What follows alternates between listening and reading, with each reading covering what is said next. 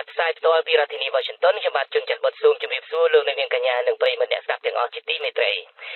បាទយើងខ្ញុំសូមជូនកម្មវិធីផ្សាយសម្រាប់រាត្រីថ្ងៃច័ន្ទពីកើតខែផលគុណឆ្នាំកុលឯកស័កពុទ្ធសករាជ2563ដែលត្រូវនៅថ្ងៃទី24ខែកុម្ភៈគ្រិស្តសករាជ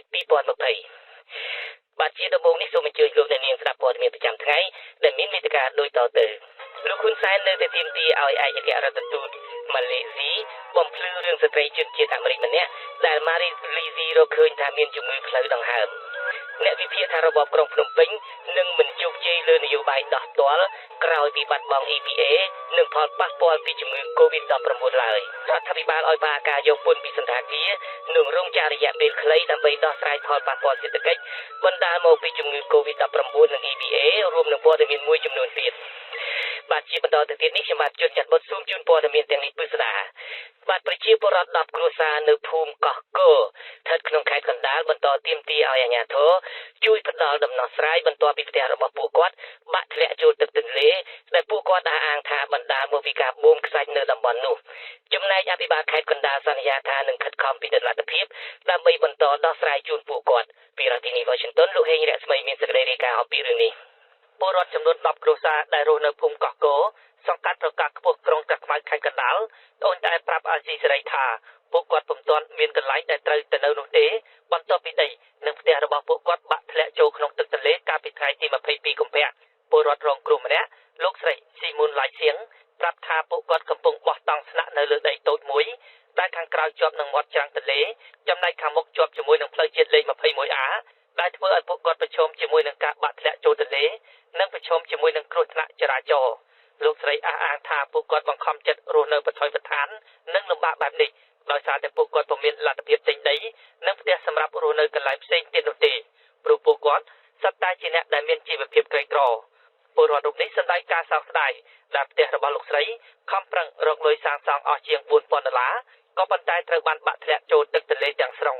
ខ្ញុំទៅអស់ហ្មងអត់មានបានរើរួអីមកផងគ្រប់ទៅអស់ហ្មងស្ដីក៏យកអត់បានគាត់អ្នកនៅមុនគាត់ថាមកពីការបូមខ្សាច់ព្រោះគាត់អត់ឆ្លប់ជួបប្រទះអញ្ចឹងតែទៅមកបូមខ្សាច់អញ្ចឹងណាហើយវាចេះលេបបាក់បន្តមកតែខ្ញុំទៅមកនៅ5ឆ្នាំហ្នឹងខ្ញុំក៏មិនដឹងថាឆ្លងខ្សាច់របៀបម៉េចដែរបើគាត់អ្នកនៅមុនគាត់យល់ថាមកពីការបូមខ្សាច់អញ្ចឹងតែពេលដែលខ្ញុំឃើញគាត់បូមខ្សាច់នៅចំក្រោយចិត្តខ្ញុំហ្នឹងហ្មងលោកស្រីស៊ីមុនឡៃសៀងស្នើសុំឲ្យអាជ្ញាធរពាក់ព័ន្ធទាំងអស់ជួយផ្ដល់ដំណោះស្រាយសមរម្យដូចជាផ្ដល់ដីនិងថវិកាសម្រាប់សាងសង់លំនៅឋានឡើងវិញនិយាយទៅថាវាពិបាកហ្មងហ្នឹងបងឯងមើលកូនទួចហើយអត់មានកន្លែងដេកពួនទេហើយដេកនៅហាឡើងនៅពីមុខហ្នឹងហើយមុខផ្លេចក្រោយឥឡូវតទៀតឯហ្នឹងហើយខ្ញុំចង់ឲ្យគាត់មានទៅចង់មានកន្លែងរស់នៅឲ្យដូចពីមុនមកវិញចឹងហ្មងហ្នឹងមកព្រួយពូខ្ញុំក៏គ្មានសមត្ថភាពឯណាដែរព្រួយរត់ទៅមួយថ្ងៃរត់បានតែមករស់ទេនិយាយទៅជីវភាពពួកខ្ញុំហើយដល់ពេលអស់ចឹងចិត្តទៅគ្មានអីពឹងហ្មងនិយាយទៅមើលគាត់បានជួយថាមកចប់ហ្មងជួយមានដីមានផ្ទះមានអីចឹងក៏ខ្ញុំអរគុណដល់គាត់មិនភ្លេចគាត់មកអរគុណដល់ជីវិតហ្មងនិយាយទៅពលរដ្ឋមួយគ្រួសារទៀតគឺលោកស្រីបច្ចិន្ថាអាយុ50ឆ្នាំថ្លែងថាលោកស្រីរស់នៅទីនេះតាំងពីឆ្នាំ1993មកមិនដែលមានការបាក់ច្រាំងទន្លេខ្លាំងបែបនេះទេហើយទើបតែបាក់ខ្លាំងនៅក្រៅពេលដែលបូមខ្សាច់នៅក្នុងរយៈពេលប៉ុន្មានឆ្នាំចុងក្រោយនេះលោកស្រីរំពឹងថាអាជ្ញាធរនឹងផ្ដល់សំណងខ្លះៗដល់ពួកគាត់តែខ្ញុំទៅ5ម៉ែត្រកន្លះក្រោយ10ម៉ែត្រលើប៉ាំងរស័យក្រុមហ្នឹងខ្ញុំចាក់សាបាក់ទៅហ្មងវាយកអត់បានហ្មងព្រោះតាមមនុស្សបានតែយកមកម៉ែខ្ញុំចាស់ខ្ញុំចង់ឲ្យអាធរគិតគូកន្លែងឲ្យខ្ញុំនៅហ្នឹងខ្ញុំបាក់យ៉ាងអស់ហើយខ្ញុំម៉ែខ្ញុំអត់មានផ្ទះបាយមានអីទៀតទេខ្ញុំមានទីពឹងតាអាធរហ្នឹងឲ្យជួយដោះស្រាយឲ្យខ្ញុំខ្ញុំអត់មានអីទេខ្ញុំម៉ែរករួយអត់បានទេហើយចាំតែចាស់ឲ្យកូនដល់4នាក់ទៀតហេតុការបាក់ដីច្រាំងនៅផ្ទះចូលទឹកទន្លេនេះកើតមានឡើងកាលពីវេលាម៉ោង4ព្រឹកថ្ងៃទី22កុម្ភៈផ្ទះដែលរងគ្រោះប៉ះពាល់មានចំនួន10ខ្នងក្នុងនោះមានផ្ទះ3ខ្នងបាត់ធ្លាក់ចូលទន្លេទាំងស្រុងចំណែក7ខ្នងទៀតបាក់ស្រុតចូលទន្លេខ្លះនៅសល់ខ្លះនិងបានរុះរើចេញផ្ទះជាច្រើនធ្វើពីឈើចំណែកជញ្ជាំងនិងដំបូលប្រាក់សង្កសីហេតុការណ៍នេះពុំមានមនុស្សរងរបួសនោះទេដោយសារតែម្ចាស់ផ្ទះគេចេញទាន់ពេលវេលាជនរងគ្រោះទាំងនោះអះអាងដូចគ្នាថាការបាក់ដីច្រាំងនិងផ្ទះរបស់ពួកគាត់ជាបន្តបន្ទាប់គឺដោយសារតែកន្លងមកមានសកម្មភាពបូមខ្សាច់រ៉ាំរ៉ៃនៅតំបន់នោះបើទោះបីជាប្រជាពលរដ្ឋតវ៉ាឲ្យអាជ្ញាធរបញ្ឈប់យ៉ាងណាក៏ដោយក៏មិនអស់ដែរពលរដ្ឋបញ្ជាក់ថាស្លង់បូមខ្សាច់ទាំងនោះភាគច្រើនជាជនជាតិវៀតណាមក៏ប៉ុន្តែពួកគាត់ពុំស្គាល់ឈ្មោះទាំងអស់នោះទេក៏ប៉ុន្តែក្នុងនោះមានឈ្មោះក្រុមហ៊ុនលេងជីងមួយដែរ អភិបាលខេត្តកណ្ដាលលោកកុងសុផាន់មានប្រសាសន៍ថាអាជ្ញាធរពាក់ព័ន្ធបានចុះទៅពិនិត្យសិក្សាទីតាំងជាក់ស្ដែងនិងបានជួបប្រជាពលរដ្ឋរងគ្រោះជាបន្តបន្ទាប់ហើយបានរកឃើញថាទីតាំងដែលមានបញ្ហានោះគឺជាចំណុចកោងនៃទឹកទន្លេដែលងាយនឹងធ្វើឲ្យទឹកហូរបុកបាក់ដីច្រាំងលោកអះអាងថាការបាក់ស្រុតនេះមិនមែនបណ្ដាលមកពីការបូមខ្សាច់នោះទេព្រោះការបូមខ្សាច់នេះនៅឆ្ងាយពីកន្លែងកើតហេតុជាង1គីឡូម៉ែត្រចំពោះវិធានការជួយសង្គ្រោះជនរងគ្រោះវិញអភិបាលខេត្តរូបនេះបញ្ជាក់ថារដ្ឋបាលខេត្តកណ្ដាលពុំមានដីទំនេរសម្រាប់ចែកជូនប្រជាពលរដ្ឋទាំងនោះទេក៏ប៉ុន្តែអាជ្ញាធរខេត្តកំពុងធ្វើចលនាមនុស្សធម៌ពីសប្បុរសជនដើម្បីប្រមូលថវិកាខ្លះៗនិងគ្រឿងបរិភោគរួមទាំងសម្ភារៈប្រើប្រាស់មួយចំនួនចែកជូនដល់ពួកគាត់ក្នុងនោះខាងកាកបាទក្រហមបានផ្ដល់ថវិកាចំនួន40,000រៀលក្នុងមួយគ្រួសាររួចទៅហើយទោះជាយ៉ាងណាលោកសន្យាថាអាជ្ញាធរនឹងខិតខំពិនិត្យលទ្ធភាពដើម្បីជួយប្រជាពលរដ្ឋរងគ្រោះបន្តទៀតយើងយកចាត់ថវិកាណាទៅទិញដីទិញផ្ទះឲ្យគាត់ទេបងព្រោះអានេះវាជាគ្រោះធម្មជាតិមួយដែលលោកដាក់នៅជាប់ច្រាំងទន្លេអញ្ចឹងណាបាទមួយទៀតខ្ញុំក៏បានទៅពិភាក្សាជូនទៅអាដាមលោកទទួលបន្ទុកខាងគ្រោះមហន្តរាយផងដែរថាតើយើងអាចប្រើវិធីដូចជាជួយទប់កុំឲ្យវាបាក់ឧទាហរណ៍បើសិនយើងនៅតែមិនមើលទេវាអាចបាក់ដល់ខ្នល់កស៊ូអញ្ចឹងបងថាវាប៉ះពាល់ច្រើនជាងហ្នឹងហើយអញ្ចឹងប្រហែលជាយើងយកសម្ភារៈដោះស្រាយនៅកំពង់ចាមដោះស្រាយនៅមុខកំពូលក៏ធំប្រពន្ធកម្មជីវតាមដែលយើងបានដោះកន្លងមកណាបងយើងប្រហែលជាយកទម្រង់ហ្នឹងអាសេរីបានព្យាយាមតាក់ទងអ្នកនាំពាក្យក្រសួងរាយនឹងធម្មពលលោកយមនីរ័ត្ននិងលោកវិជ្ជសណាជាច្រើនដងតែពុំមានអ្នកទទួលប្រធានចលនាមេដាធម្មជាតិលោកអាឡិចហ្គាន់សាឡេសឌីវីសិនមានប្រសាសន៍ថាបើទោះបីជាអាជ្ញាធរកម្ពុជាអះអាងជារឿយៗថាការបូមខ្សាច់ផ្ដល់ផលប្រយោជន៍ដល់ប្រជាពលរដ្ឋនិងមិនបង្កផលប៉ះពាល់ក៏ដោយក៏លោកមើលឃើញថាអាជីវកម្មនេះបានផ្ដល់ផលប៉ះពាល់ធំធេងសម្រាប់បរិស្ថានធនធានមច្ឆជាតិនិងការបាក់ច្រាំងទន្លេបណ្ដាលឲ្យប៉ះពាល់ធ្ងន់ធ្ងរដល់ការរស់នៅរបស់ប្រជាពលរដ្ឋមិនអាចប្រកែកបានឡើយសកម្មជនបរិស្ថានរូបនេះពិនិត្យឃើញថាការអនុញ្ញាតឲ្យមានសកម្មភាពបូមខ្សាច់ពីសំណាក់ក្រសួងរាយនឹងធម្មពលនិងអាជ្ញាធរពាក់ព័ន្ធកម្ពុជាពោពេញទៅដោយអំពើពុករលួយព្រោះធ្វើឡើងដោយមានការបិទបាំងគ្មានដំណាភៀបនិងគ្មានការពិគ្រោះយោបល់ជាមួយនឹងប្រជាពលរដ្ឋនៅមូលដ្ឋានហើយក៏មិនមានអ្នកណាដឹងច្បាស់ឡើយថាការបូមខ្សាច់នោះទំហំប៉ុន្មានម៉ែត្រនិងមានរយៈពេលប៉ុន្មាននោះទេរបាយការណ៍មួយដែលចេញពីសាកលវិទ្យាល័យនៅអាមេរិកផងអង់គ្លេសផងហ្នឹងដែលជារបាយការណ៍បែបបច្ចេកវិទ្យាហ្នឹងនិយាយច្បាស់ថានៅតាមទន្លេមេគង្គទន្លេបាសាក់និងទន្លេសាបហ្នឹងកំពុងតែមានសកម្មភាពបូមខ្សាច់ច្រើនជ្រុលដែលជាកត្តាធ្វើឲ្យបាក់ច្រាំងជាពពាក់អាហ្នឹងគឺជាចំណុចដែលមិនអាចប្រកែកបានទេហើយដល់ពេលដែលក្រសួងរាយធម្មពលឬក៏អាជ្ញាធរដៃដីនិយាយថាបាក់ច្រាំងគឺដោយសារគ្រោះធម្មជាតិឬក៏បាក់ច្រាំងដោយសារទីតាំងនោះគឺជាកន្លែងកោងអញ្ចឹងទៅអាហ្នឹងជាលេសអបសារដែលមិនអាចទទួលយកបាន 90% ហើយយើងមានការអំណាចទីមួយប្រជាជនដែលរស់នៅក្នុងតំបន់មូលដ្ឋាន20-30 ឆ្នាំកន្លងមកដែលគេឃើញផ្ទាល់នឹងភ្នែកពីមុនអត់សូវបាក់ឥឡូវបូមបាក់ជាប្រព័ន្ធគ្រប់ទីកន្លែងប្រធានចលនាមេដាធម្មជាតិរូបនេះយល់ថាអាជ្ញាធរពាក់ព័ន្ធជាពិសេសក្រសួងរាយនឹងធម្មពលរួមជាមួយនឹងក្រុមហ៊ុនបូមខ្សាច់នៅតំបន់នោះបើទោះបីជាបញ្ឈប់សកម្មភាពបូមខ្សាច់យូរមកហើយក្តីក៏នៅតែមានកាតព្វកិច្ចទទួលខុសត្រូវក្នុងការផ្ដល់សំណងជូនប្រជាពលរដ្ឋរងគ្រោះឲ្យបានសមរម្យនិងគ្រប់គ្រាន់សម្រាប់ពួកគាត់បំលាស់ទីទៅរស់នៅកន្លែងផ្សេងទៀតដែរតាមលទ្ធផលនៃការសិក្សាស្រាវជ្រាវមួយរបស់សាកលវិទ្យាល័យ Southampton នៃប្រទេសអង់គ្លេសដែលបានចេញផ្សាយកាលពីថ្ងៃទី13ខែមករាបានរកឃើញថាការបូមខ្សាច់នៅតាមដងទន្លេកម្ពុជាគឺបានធ្វើឲ្យបាតទន្លេខូចជ្រៅហើយជាមូលហេតុដែលនាំឲ្យបាក់ច្រាំងទន្លេបាក់រលំផ្ទះប្រជាពលរដ្ឋនិងហេដ្ឋារចនាសម្ព័ន្ធផ្លូវតាមបណ្ដោយមាត់ទន្លេក្រុមអ្នកស្រាវជ្រាវបានរកឃើញថាបាតទន្លេនៅតំបន់ខ្លះត្រូវបានគេបូមខ្សាច់ខូចជម្រៅ8ម៉ែត្រនិងប្រវែង42ម៉ែត្រក្នុងមួយកន្លែងខណៈការបូមខ្សាច់ចេញពីបាតទន្លេត្រឹមតែ2ម៉ែត្រគឺល្មមគ្រប់គ្រាន់ធ្វើឲ្យបាក់ដីនៅមាត់ច្រាំងទន្លេទៅហើយចុះទម្រាំការបូមខ្សាច់ជម្រៅ8ម៉ែត្រឬជ្រៅជាងនេះនោះការបាក់ច្រាំងទន្លេរឹតតែធំធេងជាងនេះលោកបណ្ឌិត Julian Lelin អះអាងថាការសិក្សាស្រាវជ្រាវនេះបានបង្ហាញយ៉ាងច្បាស់ថាការបាក់ច្រាំងទន្លេកាន់តែរីករាលដាលដែលប្រជាពលរដ្ឋរាយការណ៍ក្នុងប៉ុន្មានឆ្នាំចុងក្រោយនេះគឺបណ្ដាលមកពីការបូមខ្សាច់យ៉ាងសម្បើមនេះឯងខ្ញុំបាទហេងអ្នកស្មីអាស៊ីសេរីពីរដ្ឋធានី Washington បាទលោកនាងកញ្ញាជាទីមេត្រីនៅថ្ងៃទី24កុម្ភៈនេះលោកនាយករដ្ឋមន្ត្រីហ៊ុនសែនក្នុងកិច្ចប្រជុំពិសេសមួយនៅវិមានសន្តិភាពដែលមានការចូលរួមអំពីក្រុមប្រឹក្ស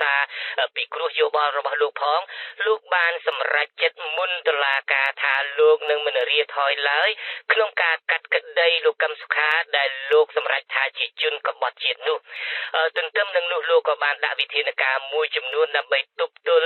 ់ហើយនឹងដើម្បីស្ដារសេដ្ឋកិច្ចជាតិជាពិសេសតាក់ទងទាំងវិស័យទេសចរនិងវិស័យកាត់ដេរមួយចំនួនផងតើវិធានការទាំងនោះនឹងមានប្រសិទ្ធភាពបែបណានេះពេលបន្តិចទៀតនេះយើងនឹង មានបទសម្ភាសន៍ផ្ទាល់តែម្ដងជាមួយនឹងអ្នកតាមដាននយោបាយនិងសង្គមនៅប្រទេសកម្ពុជាគឺលោកបណ្ឌិតមាសនេះ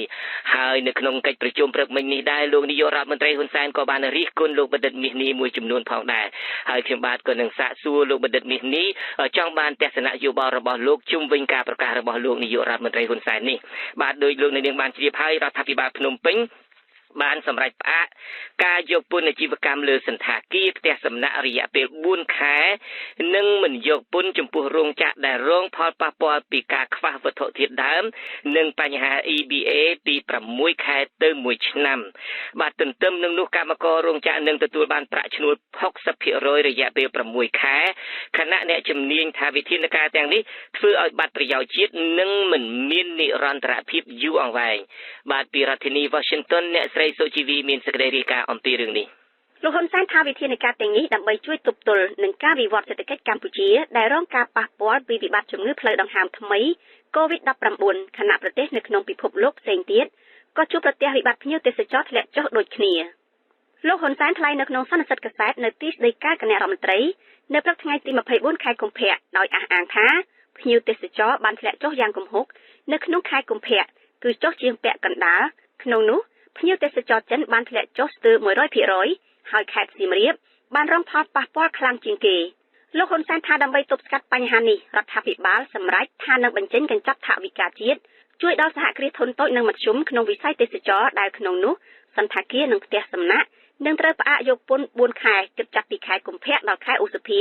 ដោយរដ្ឋាភិបាលជាអ្នកបង់ពន្ធជំនួសការលើកលែងពន្ធនៅទីនេះគឺមានន័យថារដ្ឋទទួលបង់ពន្ធជំនួសព្រោះយើងធ្លាប់បានបង់ពន្ធហើយយើងមិនអាចហៅពាក្យថាលើកលែងតែនៅទីនេះដើម្បីងាយស្ដាប់តែប៉ុណ្ណោះគឺប្រើពាក្យលើកលែងនៃការបង់ពន្ធប៉ុន្តែធាតុពិតរបស់វាគឺរដ្ឋបង់ពន្ធជំនួសរដ្ឋបង់ពន្ធជំនួសអ្វីដែលយើងធ្វើនៅពេលនេះមិនគ្របដណ្ដប់ទូទៅទេអ្វីដែលសំខាន់គឺយើងធ្វើនៅក្នុងខេត្តសៀមរាបដែលជាខេត្តមួយភ្ញៀវទេសចរបរទេសធ្លាប់មកកាន់ទីនោះប៉ុន្តែឥឡូវនេះភ្ញៀវទេសចរមកកាន់ទីនោះគឺធ្លាក់ដល់កម្រិតមួយយ៉ាងខ្លាំងលោកហ៊ុនសែនក៏បានបញ្ជាឲ្យមន្ត្រីរដ្ឋាភិបាលកាត់បន្ថយការធ្វើដំណើរទៅប្រជុំនៅក្រៅប្រទេសនិងជំរុញឲ្យពលរដ្ឋកាត់បន្ថយការដើរកម្សាន្តនៅក្រៅប្រទេសហើយងាកមកកម្សាន្តនិងបង្កើតកិច្ចប្រជុំក្នុងស្រុករួមទាំងជំរុញឲ្យបង្កើតព្រឹត្តិការណ៍វប្បធម៌ដើម្បីទាក់ទាញទេសចរសម្រាប់ខេត្តសៀមរាបជាដើមប្រធានសហព័ន្ធសហជីពកម្មករនិយោជិតវិស័យទេសចរនិងសេវាកម្មកម្ពុជាលោកមុំរទ្ធីយល់ថា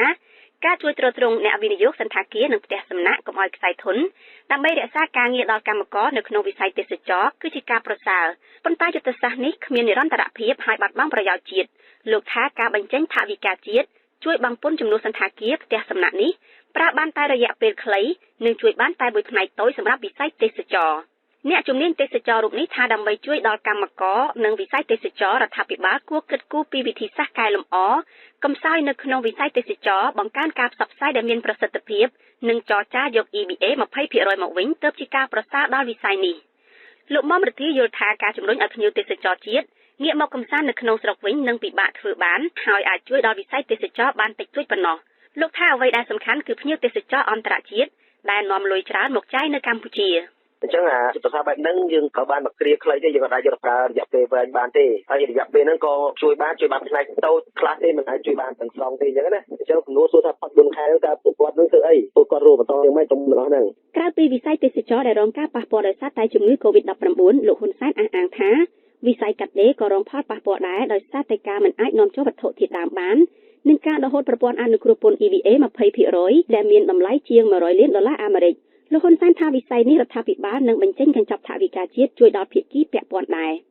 រដ្ឋាភិបាលនឹងលើកលែងការយកពន្ធចំពោះរោងចក្រខ្វះវត្ថុធាតុដើមនិងរោងចក្ររងផលប៉ះពាល់ពី EBA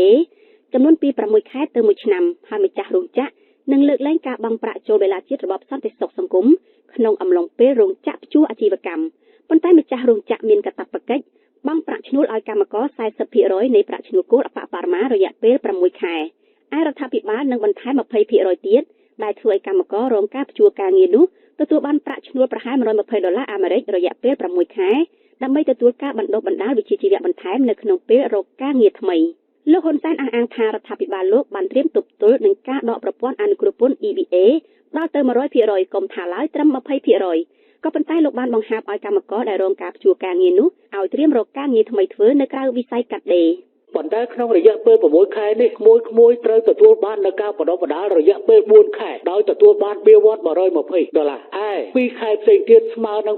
$240គឺសម្រាប់ក្មួយចាយវាយនៅមុនពេលដែលក្មួយរកការងារធ្វើបានចំណុចនេះគេអាចឃើញហើយថាកម្ពុជាបានបំរុងទុកថានឹងមិនមានការវិលត្រឡប់នៃ EBA ដែល EU បានព្យួរនោះទេសូមបញ្ជាក់ជូនចំពោះប្រជាពលរដ្ឋកម្ពុជានិងអ្នកនយោបាយកម្ពុជាឲ្យបានជឿថាកម្ពុជានឹងមិនស្នើសុំត្រឡប់មកវិញនៅ EBA 20% នោះទេនេះជាការឆ្លើយតបបញ្ជាក់យ៉ាងច្បាស់ហើយសូមកុំមកធ្វើចលនាអ្វីតទៅសោះអនុប្រធានសហព័ន្ធសហជីពសេរីកម្មករនៃប្រជាណាចក្រកម្ពុជាលោកម៉ាន់សេងហយល់ថាជាការទទួលខុសត្រូវរបស់រដ្ឋាភិបាលគឺត្រូវមានកាតព្វកិច្ចជួយដល់កម្មករនិងម្ចាស់រោងចក្រក្នុងពេលមានវិបត្តិប៉ុន្តែលោកបារម្ភថាកម្មករបាត់បង់ប្រយោជន៍ច្រើនខណៈថៅកែរោងចក្រទទួលបានការអនុគ្រោះនិងជួយជ្រោមជ្រែងច្រើន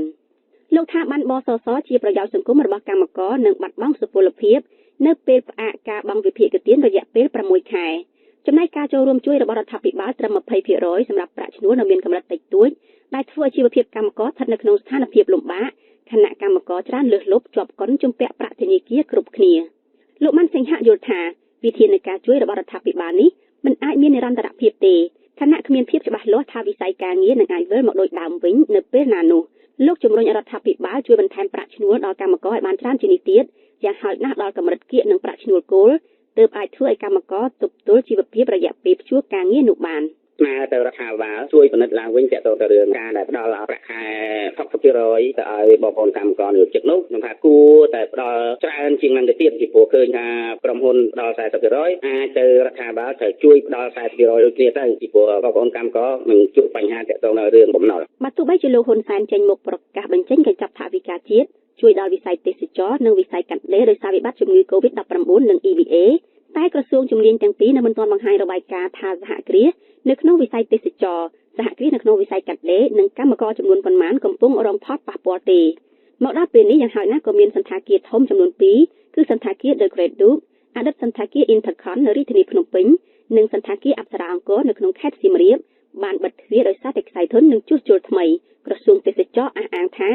ការមិនដំណើរការនៃសន្តាគារទាំងពីរនេះមិនមែនដោយសារតែវិបត្តិជំងឺ COVID-19 ឬក៏ EBA នោះឡើយចំណែករោងចក្រខ្លះក៏បានជួលដំណឹងពីការព្យួរការងាររបស់កម្មកររយៈពេលខ្លីរួចហើយដែរ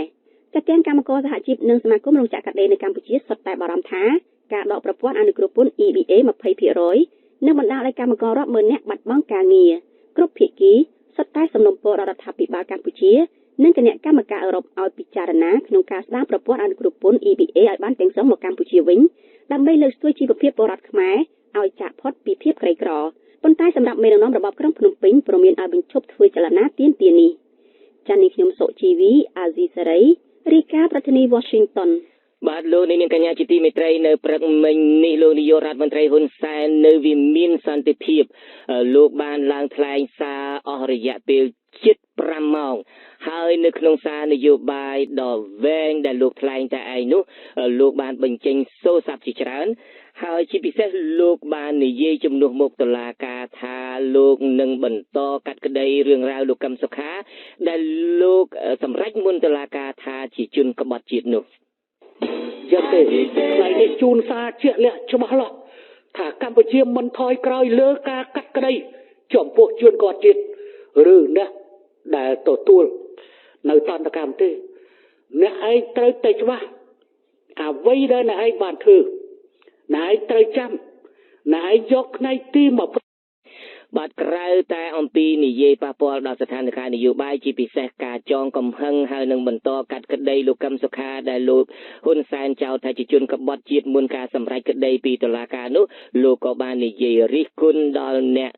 វិភាគនយោបាយនិងសង្គមគឺលោកបណ្ឌិតមាសនេះដែលបន្តិចទៀតនេះយើងនឹងមានបទសម្ភាសន៍ផ្ទាល់ជាមួយលោកបណ្ឌិតមាសនេះតែម្ដងក្រៅពីនោះដោយលោកអ្នកនាងបានជ្រាបអំពីសេចក្តីរាយការណ៍របស់អ្នកស្រីសុជីវីអំបញ្ញមិញនេះលោកនាយករដ្ឋមន្ត្រីហ៊ុនសែនក៏ដាក់វិធានការមួយចំនួនដែរដើម្បីស្ដារវិស័យទេសចរមានការមិនយកពន្ធដារទៅលើការងារទាំងឡាយណាវិស័យទាំងឡាយណាតាក់ទងនឹងទេសចរនៅសៀមរាបជាដើមមានការជួយបន្ថែមប្រាក់ខែដល់កម្មករនិយោជិតដែលបាត់បង់ កម្មករដែលបាត់បង់ការងារនៅពេលដែល EBA គេកាត់ 20% នោះហើយនៅពេលដែលមានរោងចក្រមួយចំនួនត្រូវការបិទទ្វារដែលហេតុថាមិនមានវត្ថុធាតុដើមមកពីប្រទេសចិននោះជាដើមតើវិធានការទាំងប៉ុន្មាននេះរបស់លោកនាយករដ្ឋមន្ត្រីហ៊ុនសែនអាចសម្រេចទៅបានឬទេនេះពេលបន្តិចទៀតនេះខ្ញុំបាទនឹងមានបទសម្ភាសន៍ផ្ទាល់មួយជាមួយនឹងអ្នកតាមដានវិភាគស្ថានភាពសង្គមគឺលោកបណ្ឌិតមាសនេះតែម្ដងសូមអញ្ជើញលោកនាងរងចាំតាមដានស្ដាប់នេះពេលបន្តិចទៀតនេះបាទមុននឹងមានបទសម្ភាសន៍យើងខ្ញុំមានសេចក្តីរាយការណ៍មួយតាក់ទងទៅនឹងបុគ្គលិកសន្តាគារ Great Duke នៅភ្នំពេញសន្តាគារ Great Duke នេះពីមុនមកធ្លាប់គេស្គាល់ឈ្មោះថាជាសន្តាគារ Intercontinental បុគ្គលិកសន្តាគារនោះបានសម្រេចគ្នាថានឹងមិនតវ៉ាជាថ្មីនោះឡើយដោយរងចាំការបើកប្រាក់សំណងការងារពីថៅកែជាមុនសិនប្រធានសហព័ន្ធសហជីពកម្មករនយោជិកវិស័យទេសចរកម្ពុជាលោកទូចកុសលប្រាប់អាស៊ីសេរីនៅថ្ងៃទី24កុម្ភៈនេះថាក្រមប្រឹក្សាអាជ្ញាកណ្ដាលទុកពេល8ថ្ងៃឲ្យភាគីទំនាស់គិតពិចារណាឬជំទាស់នឹងការសម្រេចនេះប្រសិនបើមិនមានការជំទាស់ណាមួយទេនោះភាគីថៅកែត្រូវគិតគូរផ្ដល់សំណងដល់បុគ្គលិកទាំងអស់គឺមានប្រមាណជា136នាក់កាលពីថ្ងៃទី20ខែកុម្ភៈក្រមប្រឹក្សាអាជ្ញាកណ្ដាលសម្រាប់យល់ព្រមតាមសំណើក្រមតវ៉ា2ចំណុចគឺថៅកែត្រូវទូទាត់ប្រាក់អតីតភាពការងារមុនឆ្នាំ2019ប្រាក់ជូនដំណឹងនិងប្រាក់ឈប់សម្រាប់ប្រចាំឆ្នាំឲ្យបុគ្គលិកក៏ប៉ុន្តែបដិសេធចោលមួយចំណុចគឺប្រាក់សំណងជំងឺចិត្តលោកទូចកសលបញ្ជាក់ថាលោកតាក់ទងទៅលោកលីតៃលេងមេធាវីតំណាងម្ចាស់សន្តាគារដើម្បីឲ្យកំណត់ពេលវេលាជាក់លាក់ផ្ដល់ប្រាក់សំណងនេះក៏ប៉ុន្តែត្រូវមេធាវីប្រាប់ថាមិនទាន់ទទួលបានការឆ្លើយតបពីខាងថៅកែនៅឡើយលោកឲ្យដឹងថាចំនួនទឹកប្រាក់សរុបដែលបុគ្គលិកជា100នាក់នេះត្រូវទទួលបានពីថៅកែគឺចន្លោះពី$40,000ទៅ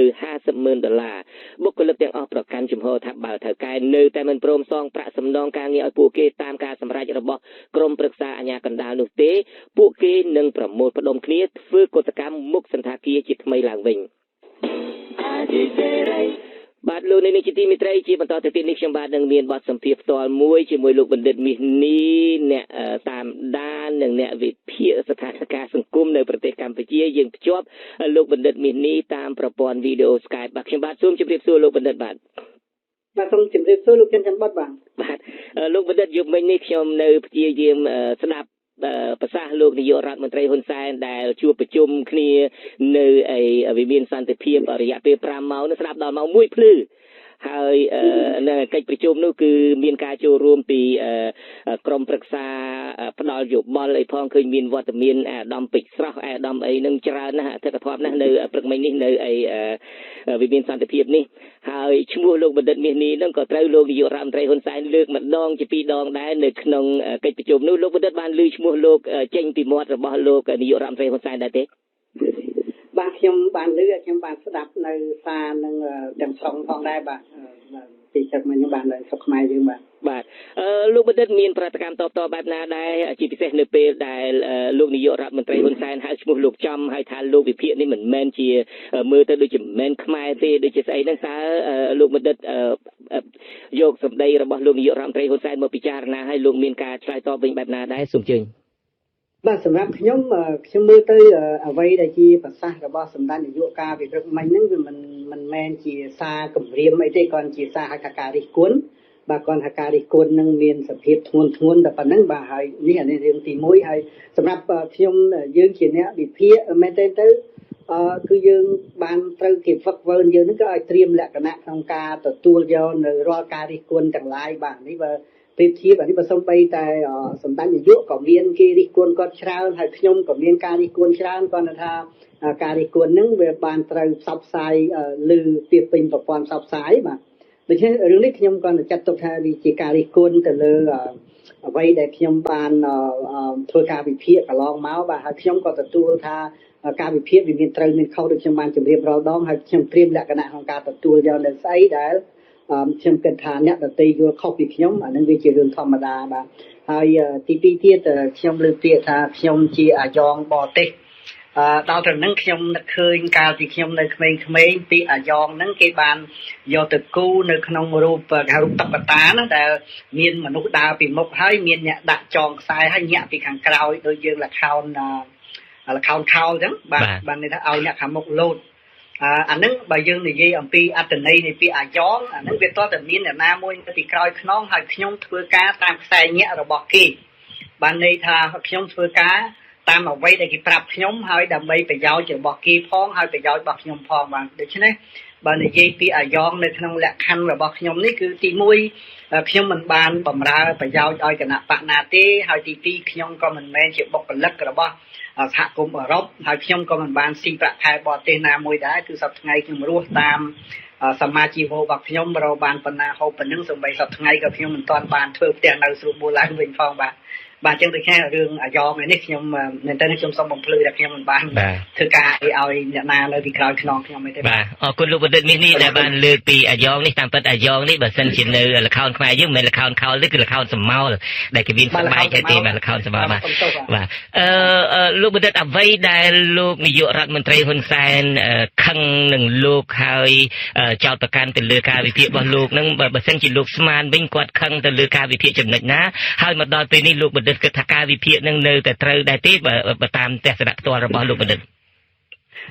កាលពីថ្ងៃមុនខ្ញុំបានទស្សន៍ទាយពីរឿងផែនការគម្រោងដែលកម្មកររោងចក្រប្រមាណជាជាង10ដែលត្រូវព្យួរការងារនោះហើយខ្ញុំបានលើកឡើងទៅរឿងនឹងមួយហើយស្ថានភាពនេះវាមិនទាន់ដល់ទៅថ្ងៃ EBA ផងយើងចាប់ផ្ដើមមានបញ្ហាខ្ញុំបានលើកឡើងដែរថានៅក្នុងការធ្វើជំនួញបើខាងផលិតផលដែលវត្ថុធាតុដើមនាំចូលវាមានបញ្ហាហើយខាងអ្នកទិញក៏មានបញ្ហាដែរនោះអានឹងចំនួននេះវាមានការពិបាកក្នុងការធ្វើដំណើរទៅមុខណាស់ហើយអានេះយើងមិនទាន់បាននិយាយដល់បើសិនជាស្ថានភាពនយោបាយនៅក្នុងប្រទេសយើងនេះវាមានភាពយ៉ាប់យ៉ឺនកាន់តែខ្លាំងតទៅទៀតនោះអានឹងវាអាចប៉ះពាល់ដល់អ្នកបញ្ជាទិញដទៃទៀតដែរដែលធ្វើឲ្យមាន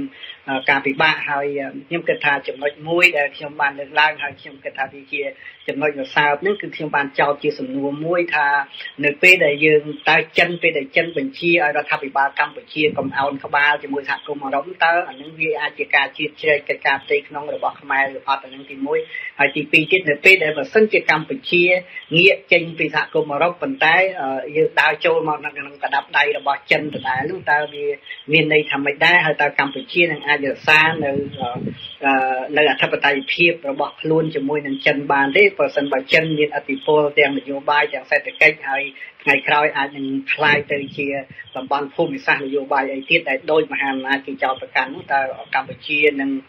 ត្រូវទទួលរងផលប៉ះពាល់អីខ្លះហើយអាចមានបញ្ហាអីដែរជាមួយនឹងរដ្ឋធម្មនុញ្ញកម្ពុជាបច្ចុប្បន្នបាទខ្ញុំគិតថារឿងនេះហើយរឿងមួយទៀតខ្ញុំក៏បានទស្សន៍ទាយដែរខ្ញុំថាសម្រាប់ការព្យួររោងចក្រប្រមាណនេះបើសិនជារដ្ឋមានលទ្ធភាពចេញលុយប្រាក់ខែឲ្យបដោះអាសន្ននោះក៏វាមិនមែនជាដំណោះស្រាយសម្រាប់រយៈពេលវែងដែរហើយសូម្បីតែនៅប្រទេសអ្នកមានក៏គេមិនអាចចិញ្ចឹមមនុស្សឲ្យប្រាក់ខែពេញរហូតមកជីវិតដែរទេគឺត្រូវការមានរយៈកាលណាមួយដែលការជួយសង្គ្រោះបន្ទាន់ហ្នឹងត្រូវតែធ្វើឡើងក៏ប៉ុន្តែការដំណោះស្រាយក្នុងការផ្ដល់ប្រាក់ខែឲ្យទោះបីក្នុងកម្រិតណាក៏ដោយនៅក្នុងឱកាសនៃការព្យួរនេះអានឹងវាមិនមែនជាដំណោះស្រាយសម្រាប់រយៈពេលយូរទេបាទនេះជាអ្វីដែលខ្ញុំបានលើកឡើងសំខាន់ហើយខ្ញុំគិតថាមានចំណុចមួយទៀតដែរដែលខ្ញុំលើកគឺតាក់ទិនទៅនឹងថាតើការកាត់ 20% នេះវានៅតែត្រឹមនឹងឬក៏វាអាចមានថែមទៅថ្ងៃខាងមុខទៀតបើសិនជាស្ថានភាពនយោបាយរបស់យើងវាមានការកាន់តែមានភាពដុនដាបទៅមុខទៀតបាទអញ្ចឹងសូមរំលឹកឡើងវិញមើលបើតាមការវិភាគទុករបស់លោកបណ្ឌិតថាតើអាចនឹងមានបន្តទៅទៀតទេលើសពី 20% នឹងតទៅទៀតទេខ្ញុំគិតថាបើសិនណាជាមានដូចដែលប្រមុខរដ្ឋាភិបាលបានលើកឡើងថាការផ្ដាច់ EVA វានឹងជាការចាប់ផ្ដើមនៃការកំទេចគណៈបកប្រឆាំងទាំងស្រុងឯនោះខ្ញុំរំពឹងថាវានឹងអាចមាននៅការរំលោភសិទ្ធិមនុស្សឬក៏ការប៉ះពាល់ទៅដល់លទ្ធិប្រជាធិបតេយ្យនឹងច្រើនទៀតហើយខ្ញុំគិតថាពេលនោះអន្តរជាតិនឹងអាចមានសារព្រមានធ្ងន់ឬក៏គេនឹងអាចធ្វើឲ្យទៀតមកលើកម្ពុជាបាទក៏ប៉ុន្តែទោះបីយ៉ាងណាក៏យើងនឹងរងចាំមើលថាតើប្រទេសចិននឹងអាចជួយ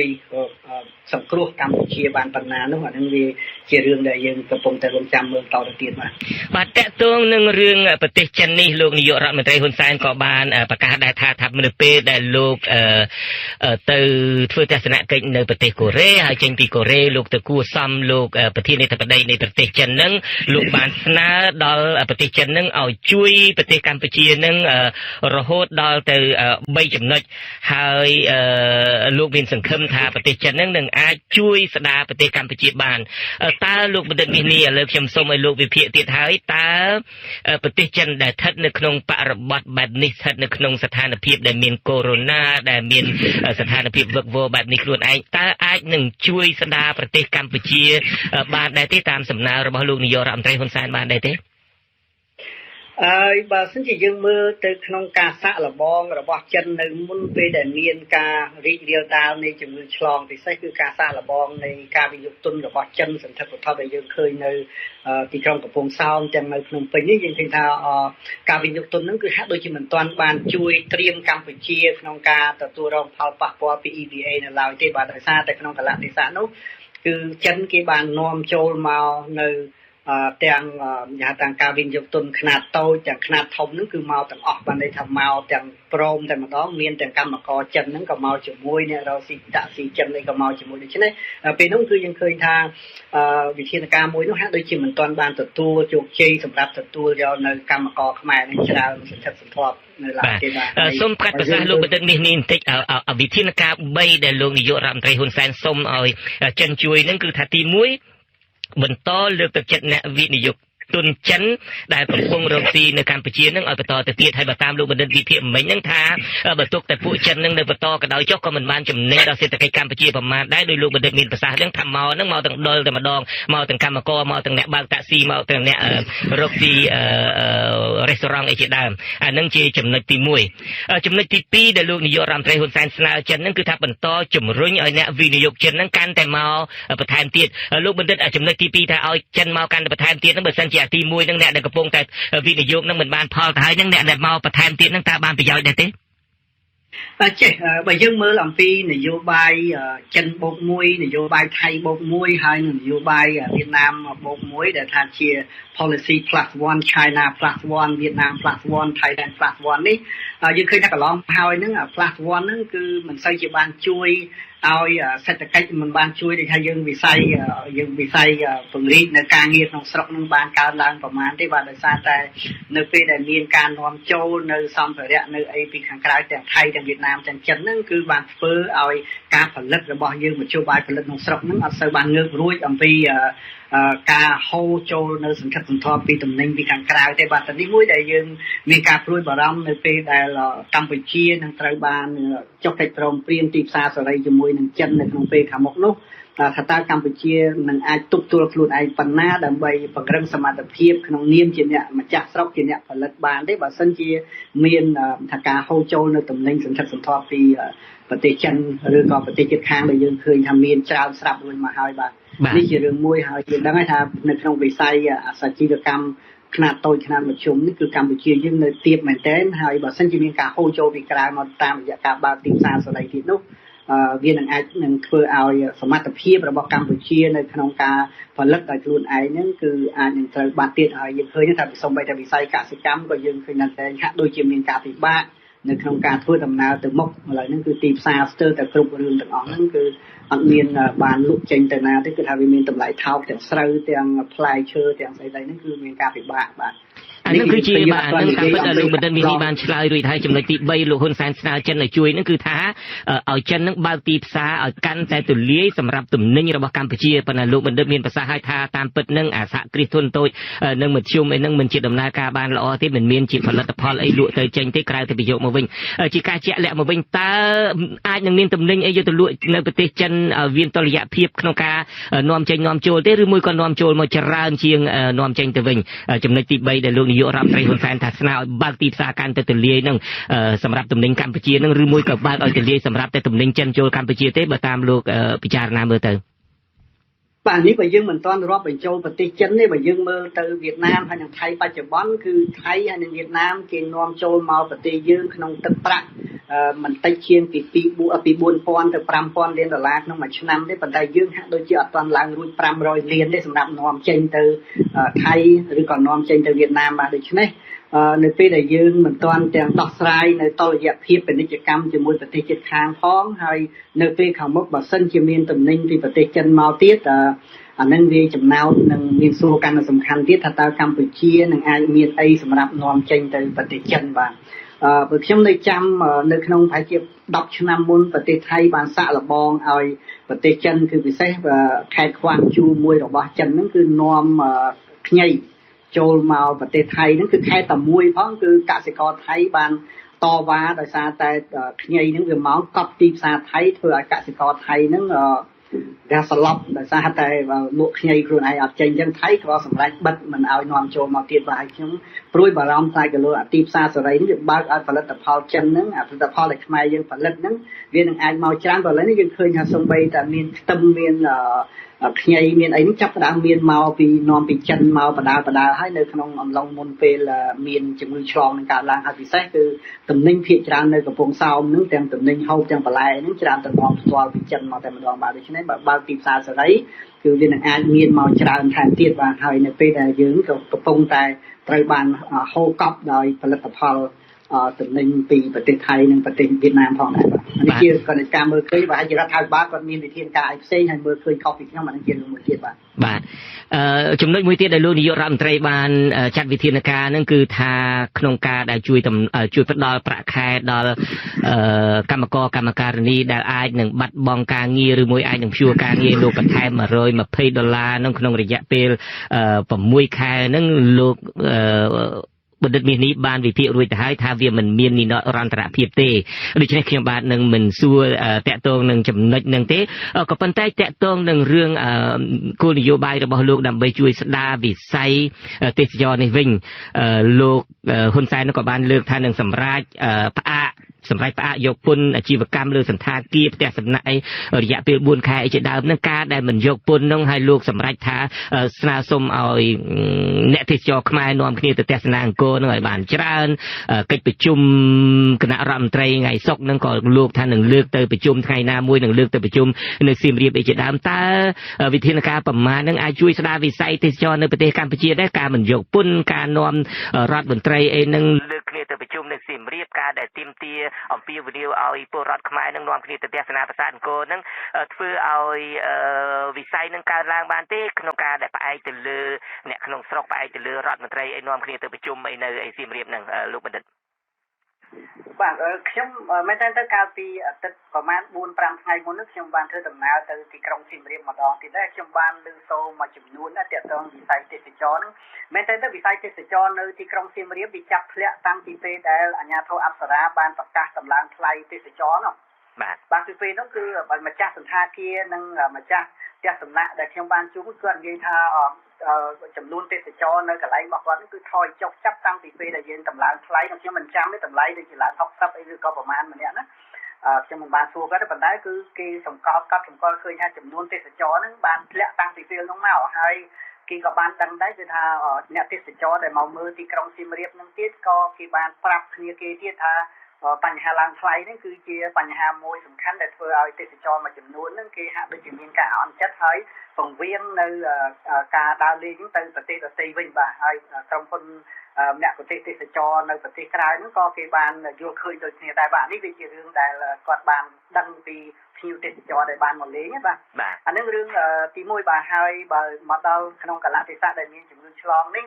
បើនិយាយឲ្យមែនទែនទៅគឺគាត់បានសារភាពថាចំនួនអ្នកដែលមកនៅស្នាក់នៅក្នុងសន្តាគារឬផ្ទះសំណាក់គាត់ហ្នឹងគឺធ្លាក់ចូលមកនៅត្រឹមតែ 15% អីប៉ុណ្្នឹងទេបាទអញ្ចឹងដើម្បីអាចរស់បានគឺគាត់ត្រូវសម្រេចកាត់បន្ថយបុគ្គលិកចំនួនមានកន្លែងខ្លះគឺចំនួនពាក់កណ្ដាលឬក៏ជាងពាក់កណ្ដាលហើយកន្លែងខ្លះទៀតហ្នឹងគឺត្រូវបញ្ឈប់អ្នកដែលមានប្រាក់ខែខ្ពស់ៗហើយទុកតែអ្នកនៅខាងក្រោមដើម្បីត្រៀមលក្ខណៈក្នុងការប្រឈមជាមួយនឹងការបាត់បង់ភ្ញៀវហ្នឹងបាទ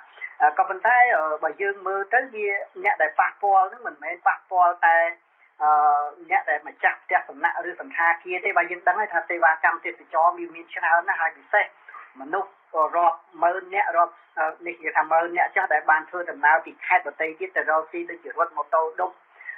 ឬក៏រត់យើងហៅឡំបតាឥណ្ឌាហ្នឹងហើយនឹងអ្នកដែលអ្នកប្រទេសទេសចរអីហ្នឹងក៏ត្រូវបានគេពយាត្រូវបានទទួលរងផលប៉ះពាល់ធ្ងន់ធ្ងរដែរមានអ្នកខ្លះរហូតដល់ត្រឡប់មកដេកនៅផ្ទះវិញហើយគេថាពីដើមមកអ្នកប្រទេសទេសចរនេះរត់ម៉ូតូឌុបអីព្រលឹមឡើងហ្នឹងចេញបាត់អស់ហើយប៉ុន្តែឥឡូវហ្នឹងអត់ទេគេតែល្ងាចឡើងជុំគ្នាហ្នឹងនៅតុកមូលរបស់អ្នកផឹកដោយសារតែវាអត់មានភ្ញៀវមិនដឹងតែដឹកអ្នកណាបាទនេះជាព្រឹត្តិការណ៍ដែលយើងឃើញហើយបើយើងមើលទៅតាមផ្សារទីផ្សារទៀតហ្នឹងក៏មានភាពស្ងាត់ដែរមិនមានភាពអ៊ូអរអីដូចពីដើមទេបាទហើយភ្ញៀវបរទេសហ្នឹងហាក់ដូចជាបប្រចាំប្រទេសដូចជា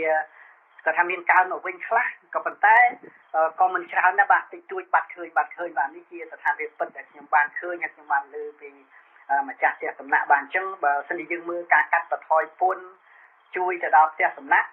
អានឹងវាជារឿងមួយដែលជួយបានតែម្ចាស់ផ្ទះសំណាក់ទេប៉ុន្តែសម្រាប់វិស័យសេវាកម្មផ្សេងៗដែលគ្រប់គ្រងដូចជាអ្នកដែលទៅរកស៊ីពឹងអាស្រ័យទៅលើវិស័យទេសចរមានទាំងការដឹកជញ្ជូនមានទាំងអ្នករកស៊ីលក់ដូរអីផងនៅខេត្តសៀមរាបហ្នឹងគឺគ្នាហាក់ដូចជាបានប្អូនត្អែនឹងស្ទើរតែគ្រប់គ្នាពីការថយចុះហើយនឹងផលប៉ះពាល់ទៅដល់ការរស់នៅរបស់ពួកគាត់នឹងបាទសូម្បីតែហាងបាយតូចតាចហ្នឹងក៏គាត់ធ្ងន់ថាចំនួនទេសចរហ្នឹងក៏ថាមិនសូវជាមានភ្ញៀវទេបាទ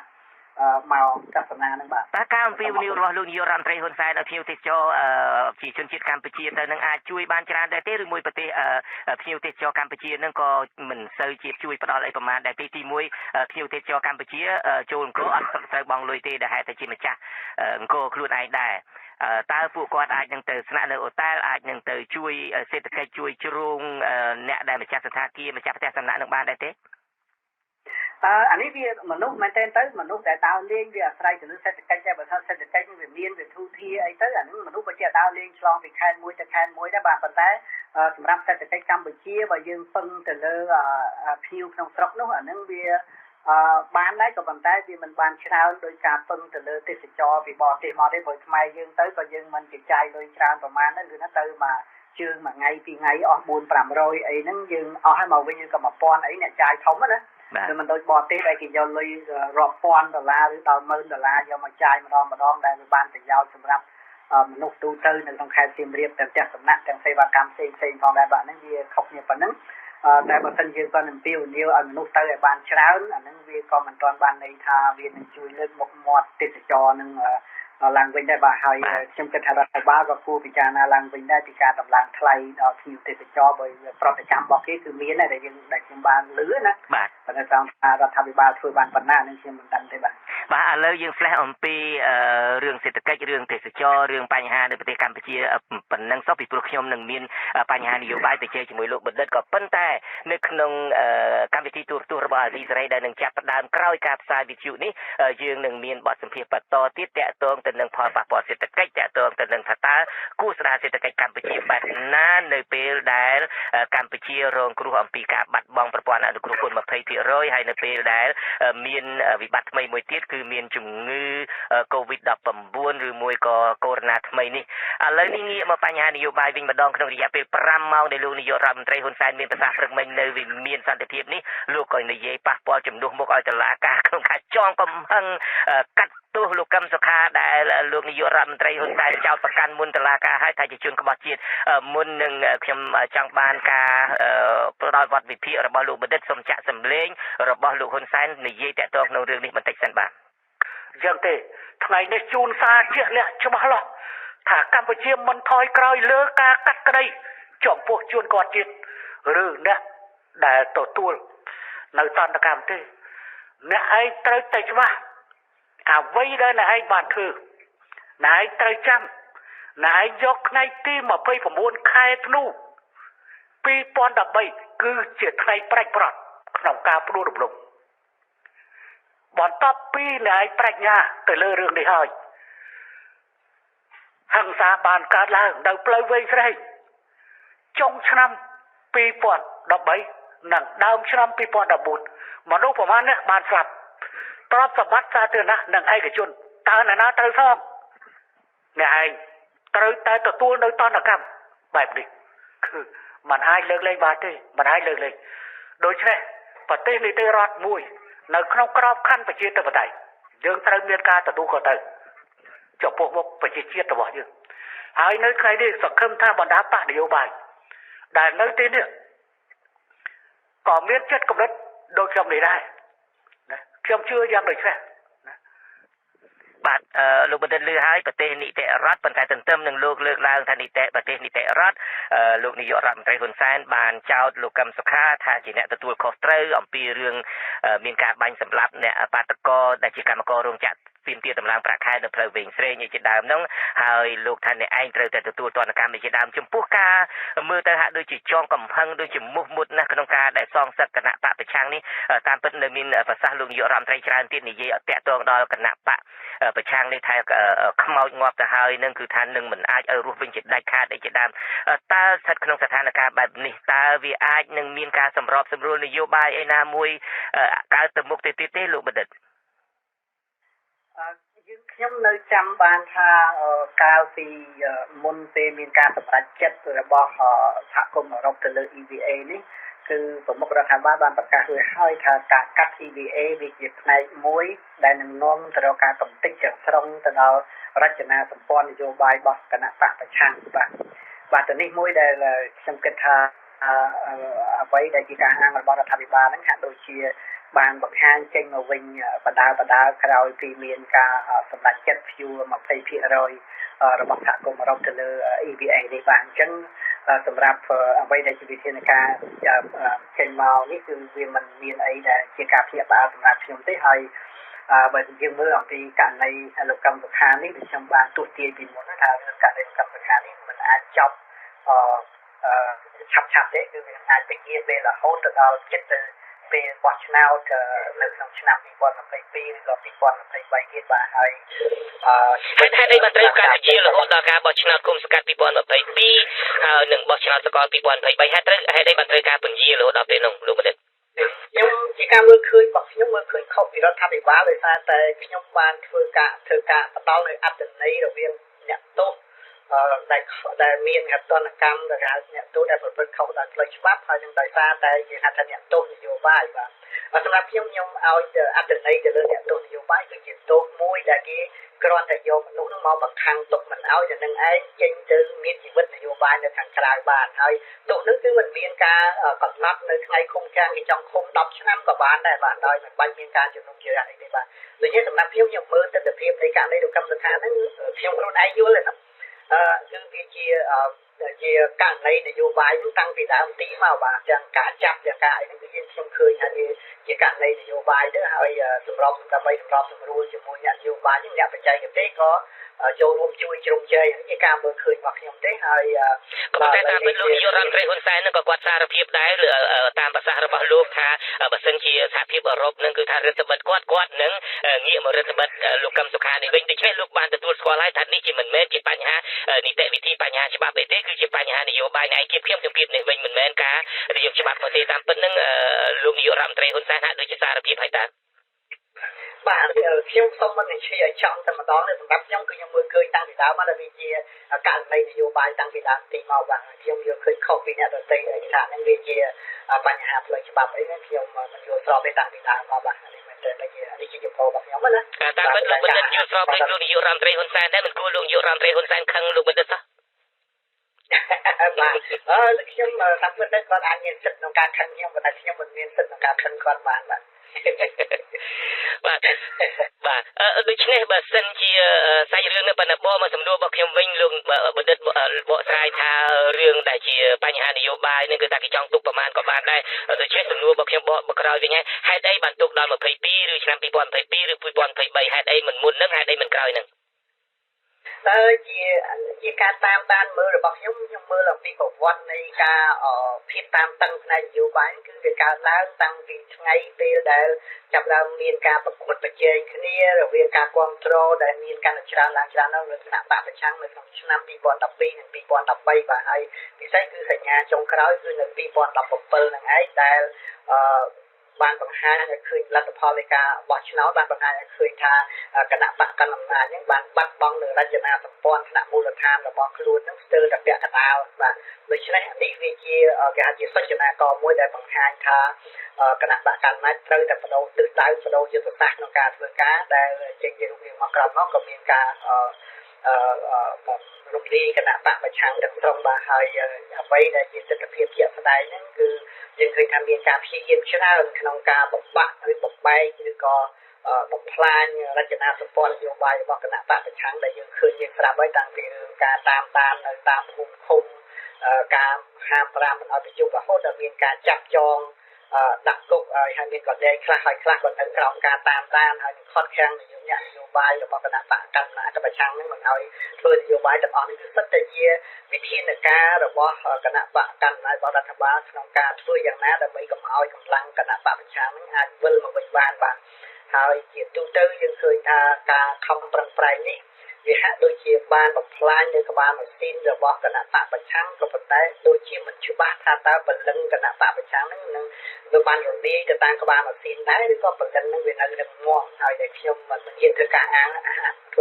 ទៅលើរឿងថាតើនៅសល់ពលឹងបណ្ណាទំហំបណ្ណាអីអានេះខ្ញុំសូមមិននិយាយទេបាទប៉ុន្តែគណៈបកកម្ពុជាហាក់ដូចជានៅមិនទាន់ច្បាស់ខ្លួនឯងថាពលឹងនឹងដូចជាមិនបាត់ទៅណាទេបាទដូច្នេះខ្ញុំគិតថាវានឹងអាចមានការរឹតបន្តឹងកាន់តែខ្លាំងថែមទៀតចំពោះគណៈបកប្រឆាំងនៅពេលខាងមុខបាទអរគុណចំពោះការបកស្រាយរបស់លោកបណ្ឌិតមាសនេះឥឡូវនៅសល់ពេល2នាទីចុងក្រោយនេះងាកមកលោកបណ្ឌិតវិញម្ដងនៅពេលដែលខ្ញុំបានចាប់ផ្ដើមសភាលោកបណ្ឌិតនឹងខ្ញុំបានលើកឡើងអំពីការដែលលោកនាយករដ្ឋមន្ត្រីហ៊ុនសែនរិះគន់លោកបណ្ឌិតដែលលោកបណ្ឌិតថាមិនមែនជាការគំរាមកំហែងទេនេះគឺជាការរិះគន់ហើយលោកបណ្ឌិតនឹងក៏ត្រូវគេបង្រៀនរួចទៅហើយថាការវិភាគមានខុសមានត្រូវហើយការរិះគន់ទាំងឡាយណានឹងត្រៀមខ្លួនទទួលយកដូច្នេះលោកបណ្ឌិតមិនមានការភ័យបារម្ភអំពីសុវត្ថិភាពខ្លួនឯងទេនៅពេលដែលប្រមុខរដ្ឋាភិបាលមួយលើកឈ្មោះលោកបណ្ឌិតត្រង់ថាលោកបណ្ឌិតវិភាគនឹងខុសហើយមិនមែនជាវិភាគក្នុងនាមខ្មែរជាដល់គ្មានការភ័យព្រួយអំពីសុវត្ថិភាពទេនៅពេលដែលលោកនាយករដ្ឋមន្ត្រីប្រកាសជាសាធារណៈបែបនេះហើយបាទសម្រាប់ជាបទពិសោធន៍របស់ខ្ញុំបើសិនជាខ្ញុំនិយាយថាអត់មានភ័យទេវាហាក់ដូចជាខ្ញុំហ្នឹងវាមនុស្សជាខ្មែរយើងតែដូចជាមនុស្សក្បាលបានដែរចឹងណាព្រោះយើងនៅស្រុកយើងនេះវាមានបទពិសោធន៍គ្រប់គ្រាន់ហើយការស្លាប់នៅលោកកែវលីមួយគឺបានបង្ហាញនៅការភ័យខ្លាចមួយសាច់ទៅហើយក៏ប៉ុន្តែជំរឿនរបស់ខ្ញុំគឺខ្ញុំគ្រាន់តែចង់រស់នៅជាពលរដ្ឋសាមញ្ញម្នាក់បាទដូចជាដើម្បីជួយសង្គមជាតិហ្នឹងទេហើយធ្វើបានប៉ុណ្ណាក៏យកប៉ុណ្្នឹងទៅហើយបើសិនជាមានការរិះគន់ឬក៏គ្រោះថ្នាក់អីផ្សេងអាហ្នឹងវាពិបាកជាណាបើខ្ញុំធ្វើការរងថ្ងៃខ្ញុំដើរធ្វើការតែម្នាក់ឯងទេហើយបើសិនជាគេប៉ុនប៉ងធ្វើបាបអីហ្នឹងក៏គ្មានអីនឹងត្រូវតទល់អីនឹងជាមួយនឹងគេដែរព្រោះយើងលោកបណ្ឌិតនេះបានលើកឡើងដល់លោកបណ្ឌិតកែមលីនៅពេលដែលខ្ញុំបានធ្លាប់សម្ភាសលោកធ្លាប់លើកឡើងថាលោកពិបាករស់នៅណាក្នុងប្រទេសមួយដែលពោពេញទៅដោយសត្វសាហាវលោកគិតយ៉ាងដែរទេដូចលោកបណ្ឌិតកែមលីដែរទេគេមានការពិបាកបាទវាមិនជារឿងស្រួលប្រហែលទេបាទធម្មតាយើងដើរទៅកន្លែងណាក៏ត្រូវតែមើលឆ្វេងមើលស្ដាំមើលមុខមើលក្រោយហើយយើងទៅជួបមិត្តភក្តិស្គាល់គ្នាអ្នកភូមិអ្នកស្រុកអីស្គាល់គ្នាពេលណាដែលគាត់ស្គាល់ខ្ញុំគឺគាត់មានពាក្យតែមួយដូចគ្នាទេគឺថាសូមឲ្យលោកបណ្ឌិតនឹងប្រយ័ត្នប្រយែងខ្លួនបាទហើយខ្ញុំក៏បានត្រឹមតែញញឹមហើយសើចដាក់គាត់វិញថាឥឡូវឲ្យខ្ញុំប្រយ័ត្នមិនព្រោះខ្ញុំមកតែម្នាក់ឯងចឹងបងសូមបីតែកូនក្មេងមួយយកទៅបញ្ញតូនវាយខ្ញុំមិនដឹងបានអីតគេទេបាទនេះវាជាពិតជាបាទយើងខ្ញុំនៅទីស្រីជាពិសេសខ្ញុំបាទផ្ទាល់តែអាសាសម្ភាសលោកនឹងក៏សូមផ្ដាំដដែលឡើងវិញដែរដោយអ្នកដទៃផ្ដាំលោកបណ្ឌិតដែរសូមប្រយ័ត្នប្រយែងខ្លួនផងលោកបណ្ឌិតហើយសូមអរគុណលោកបណ្ឌិតតែត្រឹមនេះហើយសូមមានសុវត្ថិភាពដែលខ្ញុំបានជូនពរពីខាងដើមបាទហើយសូមជម្រាបលាលោកបណ្ឌិតតែត្រឹមនេះដល់ពេលវេលាវាអស់ទៅហើយបាទសូមអរគុណបាទលោកជំរាបបាទលោកនាងជាទីមេត្រីដែលខ្ញុំបានជម្រាបពីខាងដើមការសម្ភាសវិភាគទៅលើថាតើការស្ដារសេដ្ឋកិច្ចប្រទេសកម្ពុជាក្នុងបរិបទដែលមានជំងឺដែលបង្កដោយវីរុសថ្មីដែលគេហៅថាជំងឺ COVID-19 ហើយនឹងការបាត់បង់ទៅថ្ងៃមុខនៅប្រព័ន្ធអនុគ្រោះពន្ធ 20% នេះនឹងមានប៉ះពាល់ដល់កម្ពុជាយ៉ាងណានោះយើងនឹងបន្តបទសម្ភាសរបស់យើងនៅក្នុងមានអ្នកជំនាញថ្មីមួយទៀតមកចូលផ្ដល់បទសម្ភាសនៅក្នុងកម្មវិធីផ្សាយរបស់ទូរទស្សន៍អាស៊ីសេរីដែលនឹងចាប់ផ្ដើមនាពេលបន្តិចទៀតនេះបាទសូមអញ្ជើញលោកអ្នកនាងតាមដានការផ្សាយរបស់យើងនៅក្នុងទូរទស្សន៍អាស៊ីសេរីនាពេលបន្តិចទៀតនេះ បាទលោកនាងកញ្ញាជាទីមេត្រីកម្មវិធីផ្សាយរយៈពេល1ម៉ោងរបស់វិទ្យុអាស៊ីសេរីជាភាសាខ្មែរសម្រាប់រាត្រីថ្ងៃច័ន្ទនេះចប់តែត្រឹមនេះខ្ញុំបាទជួនច័ន្ទបុត្រព្រមទាំងក្រុមការងារទាំងអស់របស់វិទ្យុនិងទូរទស្សន៍អាស៊ីសេរីសូមអរគុណលោកនាងដែលតែងតែមានភក្ដីភាពចំពោះការផ្សាយរបស់យើងខ្ញុំហើយខ្ញុំបាទសូមជម្រាបលាតែត្រឹមនេះបាទរាត្រីសួស្ដី